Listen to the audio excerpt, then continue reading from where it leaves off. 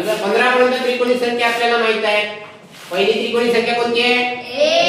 15 ची त्रिकोणी संख्या कोणती आहे? 120. ह्या त्रिकोणी संख्येचा पाया आणि ह्या त्रिकोणी संख्या या 15 ची त्रिकोणी संख्या 120, 14 ची 105. बरोबर आहे. आता तुम्हाला कोणतीही एखादी संख्या दिली, समजा मी म्हटलं 371. कोणती संख्या दिली?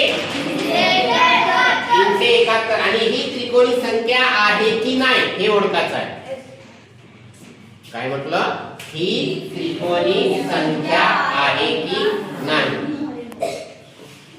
तर काय करावं लागेल? याला गुणिला 2.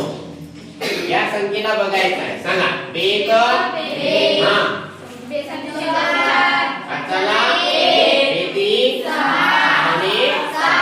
किती उत्तर आला? आता 742 चा पूर्ण वर्ग संख्या कोणती आहे? जवळपासचं सांगा. 742 ची पूर्ण वर्ग संख्या कोणती आहे? किती आहे? 729. 729 कोणाचा वर्गमूळ आहे रे? 27. कोणाचा? 27. हा वर्ग झाला. ठीक आहे. 729 पेक्षा 742 लहान आहे का मोठी आहे? मोठी आहे ना. मग हे जे 27 आहे, 27 च्या नंतरची संख्या कोणती आहे? 28. हा गुणाकार करून बघा. 27 च्या नंतरची संख्या कोणती आहे? 28. चला हा गुणाकार करून बघूया.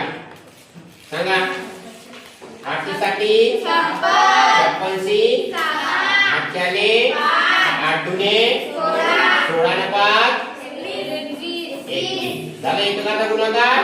आता दशकाचा 2 साठी 14 4 1 दुने 4 ने करा बेरीज 6 5 7.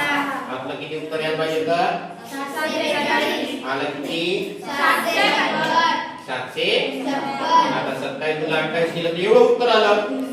आपल्याला उत्तर एकच पाहिजे. मग आपण एक संख्या कमी करू. 26 गुणिला 27. 26 गुणिला 26 गुणिला 27 केलं तरी एवढं उत्तर येणारच नाही. याच्यापेक्षा कमी येणार. याच्यापेक्षा कमी येणार. कारण यांच्या ना यांच्यामध्ये फरक कितीचा आहे रे? 42 आणि 56 मध्ये फरक कितीचा आहे? 8 1 आणि हे 6. 8 आणि 6 14. 8 आणि 6 14. तर यांचा गुणाकार जो येईल तो 14 चा फरक राहील का? म्हणून हे 371 ही संख्या त्रिकोणी संख्या नाही. त्रिकोणी संख्या नाही. आता एक आपण सोपी गणित घेऊन बघू. मी समजा घेतलं विचारलं 120 हे त्रिकोणी संख्या आहे का? कोणती? 120 कोणती संख्या आहे का? त्रिकोणी संख्या आहे का? लिहिला या बाजूने पण तुम्ही हो म्हणा. पण आपण एक उदाहरण म्हणून घेऊ. 120 ही त्रिकोणी संख्या आहे का नाही हे बघण्यासाठी याला कशाने गुणायचं? 2. चला 120 गुणे 240. 240 आलं. अरे आलं का नाही? याच्या जवळची पूर्ण वर्ग संख्या कोणती आहे? एवढं उत्तर आलं पाहिजे. तर जवळचं 14 चा वर्ग किती? 196. 14 चा वर्ग 196. 15 चा वर्ग 225. म्हणजे या 15 च्या जवळपासची संख्या आहे की नाही? अरे आहे की नाही? 240 पेक्षा लहान आहे ना. सरळ सरळ 15 गुणिला 16 करून बघा. 15 गुणिला 16 बघा ना. 15 चा वर्ग किती? 225. 225 नंतर 240 काही अंतर आणते येते की नाही? मग यांचा गुणाकार करून बघा. 15 गुणिला 16 17. 16 पंचे 16 पंचे 80. 80 0. 16 1 16 आणि 8 24. किती आलं उत्तर? आलं उत्तर. मग 120 ही संख्या काय आहे? त्रिकोणी संख्या. आणि जो सगळ्यात लहान जो असते त्याला म्हणायचं त्रिकोणी संख्येचा पाया. त्रिकोणी संख्येचा पाया. मग 120 चा पाया किती रे? 120 त्रिकोणी संख्येचा पाया किती? 15. आता एक डायरेक्ट 36 चा करून बघू. कोणाचा?